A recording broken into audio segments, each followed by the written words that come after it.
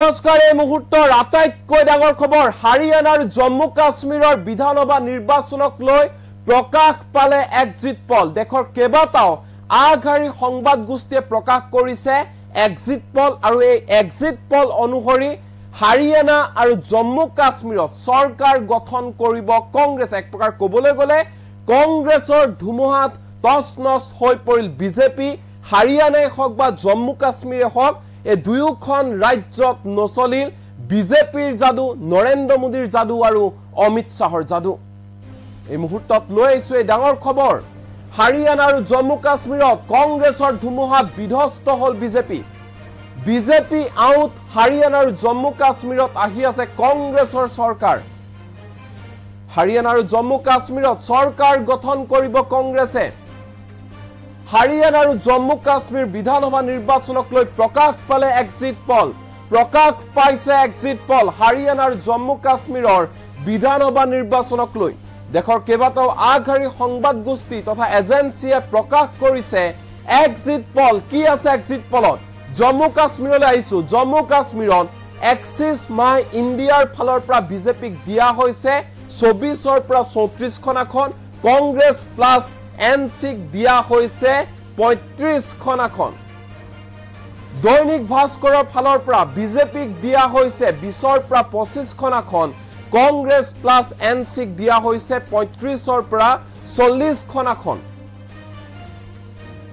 India today সি ভোটাৰৰ সমীক্ষাত বিজেপিক দিয়া হৈছে 27ৰ পৰা 32খন আসন কংগ্ৰেছ প্লাছ এনসিক দিয়া হৈছে 40ৰ পৰা 48খন আসন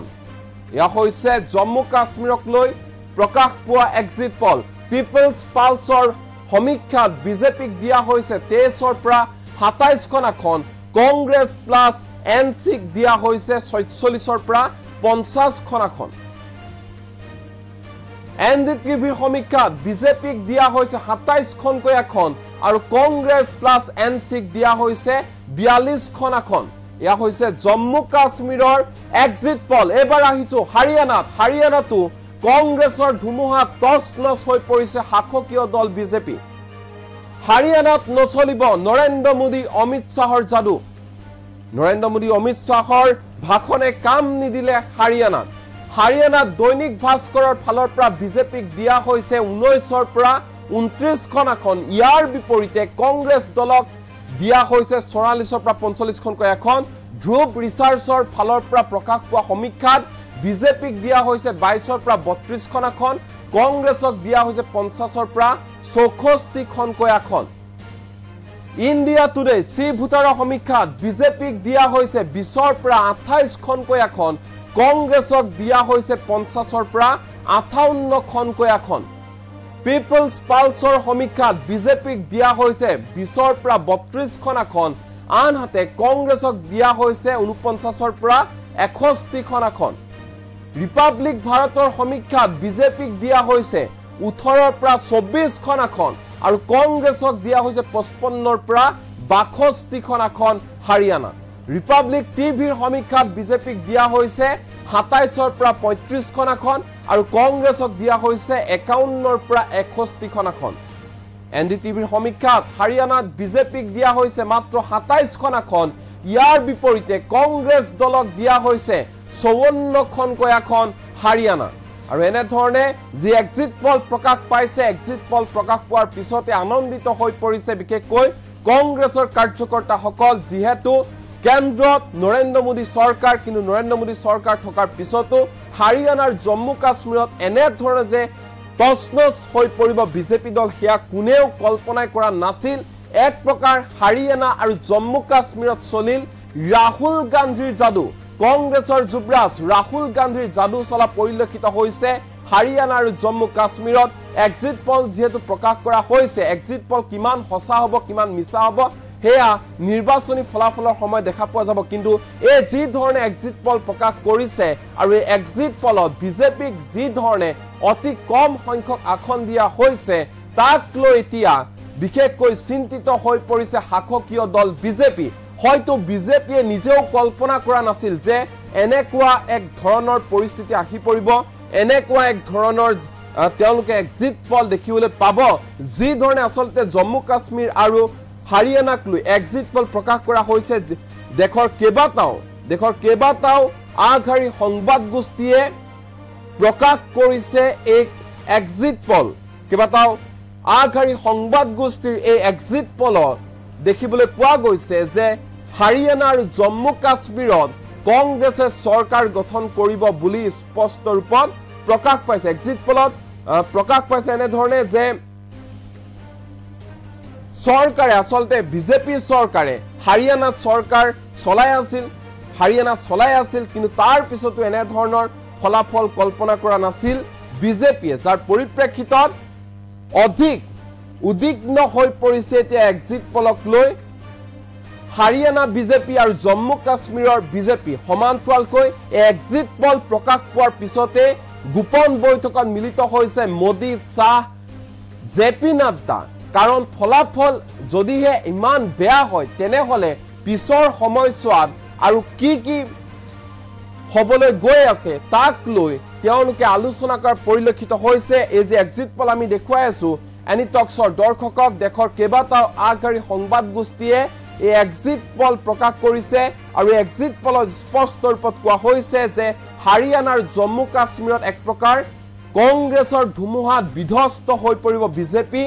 বিজেপি আউট হাৰিয়ানাৰ জম্মু কাশ্মীৰত আহি আছে কংগ্ৰেছৰ চৰকাৰ এক্সিট পলত এই তথ্য প্ৰকাশ পাইছে এক্সিট পল কিমান শুদ্ধ হ'ব কিমান সঁচা হ'ব সেয়া নিৰ্বাচনী ফলাফলত গম পোৱা যাব কিন্তু এই যি ধৰণে এক্সিট পল প্ৰকাশ পালে তাক লৈ এতিয়া বাৰুকৈ চিন্তিত হৈ পৰিছে শাসকীয় দল বিজেপি আমি আকৌ কৈছো কেন্দ্ৰত শাসনত আছে বিজেপি দল সমান্তৰালকৈ হাৰিয়ানাতো আছিল বিজেপি দল শাসনত কিন্তু হাৰিয়ানাৰ জনতাই এক প্ৰকাৰ বিদায় দিছে বিজেপিক তাৰে যেন ছবি স্পষ্ট হৈ পৰিছে এক্সিট পলত যি ধৰণে এক্সিট পল প্ৰকাশ পাইছে বিজেপিক যথেষ্ট কম সংখ্যক আসন দিয়া হৈছে এক্সিট পলত আমি আকৌ কৈছো জম্মু কাশ্মীৰত এক্সিছ মাই ইণ্ডিয়াৰ ফালৰ পৰা বিজেপিক দিয়া হৈছে 24ৰ পৰা 34খন আসন কংগ্ৰেছ প্লাছ এনচিক দিয়া হৈছে 35খন আসন আপোনালোকে নিজে কল্পনা কৰক কেনে ধৰণে জম্মু কাশ্মীৰত বিধ্বস্ত হৈছে বিজেপি দৈনিক ভাস্কৰে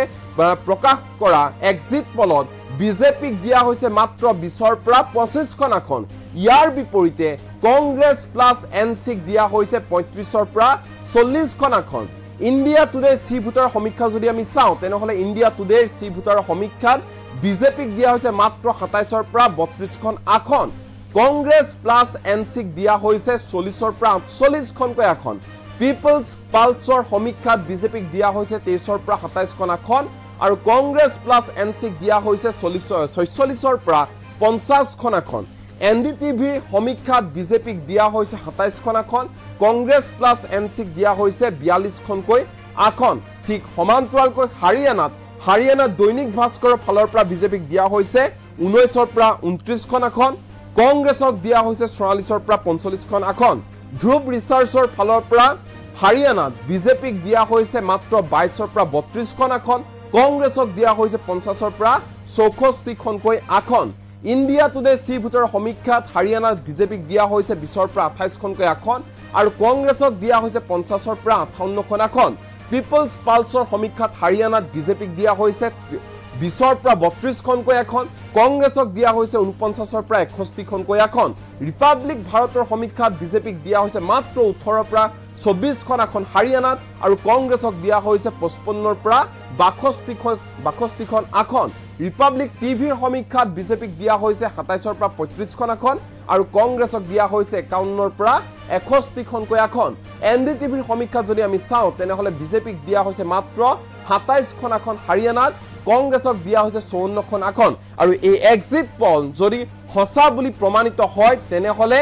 পৰৱৰ্তী সময়ছোৱাত কেনে ধৰণৰ পদক্ষেপ হাতত ল'ব বিজেপিয়ে তাক লৈ আলোচনা মিলিত হৈছে নৰেন্দ্ৰ মোদী অমিত শাহ জেপি নাড্ডা আমি কৈছোৱে যেহেতু গোপন বৈঠকত মিলিত হৈছে এই যে সমীক্ষা প্ৰকাশ পালে এই সমীক্ষাত যেহেতু বিজেপি আশা কৰা ধৰণে ফলাফল হোৱা নাই বিজেপিয়ে যি ধৰণে তেওঁলোকে আসন বিচাৰি আছিল কিন্তু এক্সিট পলত তাৰ উলুটা হোৱা দেখিবলৈ পোৱা গৈছে আৰু এই এক্সিট পল দেশৰ কেইবাটাও আগশাৰী সংবাদ গোষ্ঠীয়ে প্ৰকাশ কৰিছে আৰু প্ৰকাশ কৰাৰ পিছতে গোপন বৈঠকত মিলিত হৈছে নৰেন্দ্ৰ মোদী অমিত শাহ আৰু জেপি নাড্ডা তেওঁলোকে পৰ্যালোচনা কৰিছে আচলতে ভুলটো ক'ত হ'ল, কিয় হ'ল, কেনেধৰণে এক্সিট পলত ইমান কম সংখ্যক আসন তেওঁলোকে লাভ কৰিলে, আৰু যদিহে এক্সিট পল অনুসৰি ফলাফল হয় তেনেহ'লে পৰৱৰ্তী সময়ত তেওঁলোকৰ পৰিকল্পনা কি হ'ব, পদক্ষেপ কি হ'ব, তাক লৈ তেওঁলোক ইতিমধ্যে আলোচনাত মিলিত হৈছে নৰেন্দ্ৰ মোদী, জে পি নাড্ডা, অমিত শ্বাহ, যেহেতু হাৰিয়ানাই হওক বা জম্মু কাশ্মীৰ হওক উদাত্ত ভাষণ দিছিল, জনতাক আকৃষ্ট কৰিবৰ বাবে ইটোৰ পিছত আনটো ঘোষণা কৰিছিল, ইটোৰ পিছত আনটো প্ৰতিশ্ৰুতি প্ৰদান কৰিছিল বিজেপিয়ে, সেয়া লাগিলে নৰেন্দ্ৰ মোদীয়ে হওক বা অমিত শ্বাহে হওক তথা জে পি নাড্ডাই হওক, ইটোৰ পিছত আনটো গেৰাণ্টি দিয়া হৈছিল। কিন্তু ইমানৰ পিছতো এক্সিট পলত দেখিবলৈ পোৱা গৈছে যে এক প্ৰকাৰ জনতাই অগ্ৰাহ্য কৰিছে বিজেপি দলক, অগ্ৰাহ্য কৰিছে নৰেন্দ্ৰ মোদী, অমিত শ্বাহ, জে পি নাড্ডাক। এতিয়া যদিহে এক্সিট পল অনুসৰি হাৰিয়ানাৰ জম্মু কাশ্মীৰত কংগ্ৰেছে চৰকাৰ গঠন কৰে তেনেহ'লে ৰাষ্ট্ৰীয় প্ৰেক্ষাপটত বিশেষকৈ কেন্দ্ৰত কিন্তু ইয়াৰ এক প্ৰভাৱ যে পৰিব সেয়া কিন্তু নুই কৰিব নোৱাৰি।